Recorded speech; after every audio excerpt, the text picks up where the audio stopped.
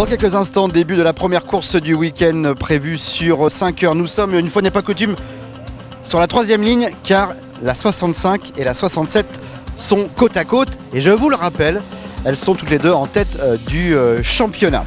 En ce qui concerne la pole, elle a été réalisée par la numéro 15. À ses côtés, on retrouve la 24 de chez CTF. Deuxième ligne, eh bien, c'est la 40 Continental Racing et la 54 Team Lamera.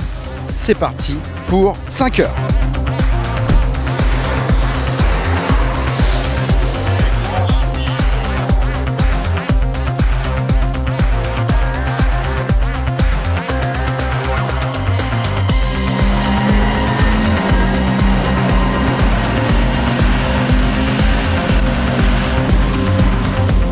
C'est la 15 Intermarché qui prend le meilleur départ, suivi de la 54 Team Lamera devant la 24 CTF Racing Stage.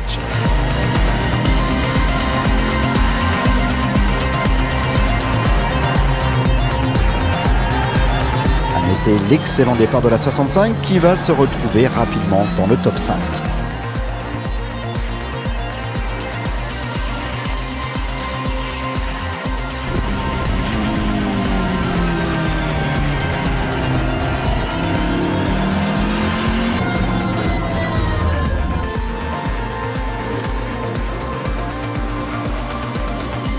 Forcément, après les premiers changements de pilote et les ravitaillements, les positions évoluent.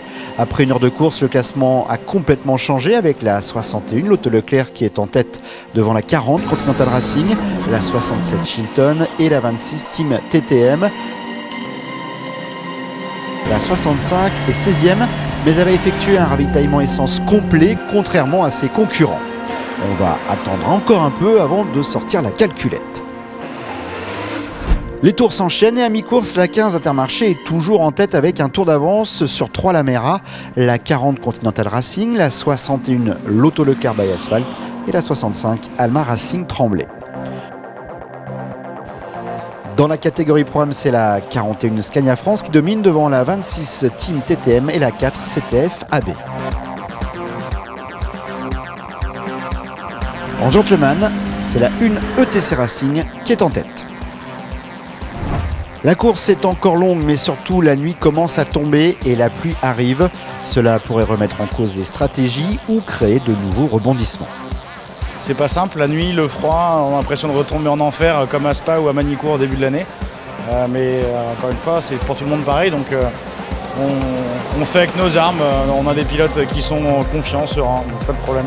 Parce que là, on est en train de se poser trop de questions et puis on vient de profiter d'une opportunité d'un code 60 qui va nous permettre de sauter un ravitaillement qu'on vient de calculer en moins d'une minute.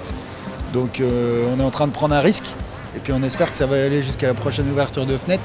Si tu reviens au prochain coup et puis que ça va pas, bah, tu le verras à ma tête directe. A priori ça doit glisser un petit peu parce que les temps sont tombés.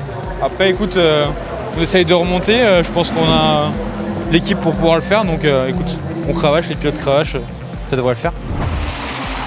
Paris gagnant ou pas, à 1 heure de la fin, c'est en tout cas la 40 Continental Racing qui prend les commandes devant la 15 Intermarché. La 61, l'Auto Leclerc est 3e devant la 67 Chilton, la 65 Alma Racing Tremblay est 6e. C'est la 41 Scania France qui vient s'intercaler et domine toujours sa catégorie Pro-Am. Et il va encore se passer des choses pour cette fin de course en Gentleman. Victoire de la 1 ETC Racing devant la 51 AMS Propreté et la 50 Genius Water Racing. En Pro-Am, c'est finalement la 26 Team TTM qui continue sur sa lancée de Dijon. Elle s'impose devant la 41 Scania France et la 4 CTF à BRDB.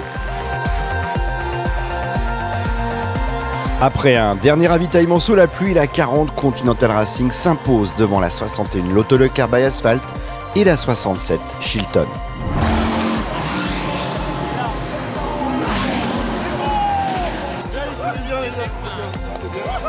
Notre ami Christophe s'est remarquablement débrouillé pour tenir pour son dernier relais, malgré la pression de la 15 qui revenait sur lui. Donc on a tous beaucoup stressé dans le stand. Mais Christophe a tenu le coup et nous sommes vraiment très, très contents pour eux parce que c'était une course longue, difficile, mais, et c'est souvent l'essentiel, pas de pépins techniques. Et il reste sur la piste. Rester sur la piste, c'est essentiel pour gagner une course.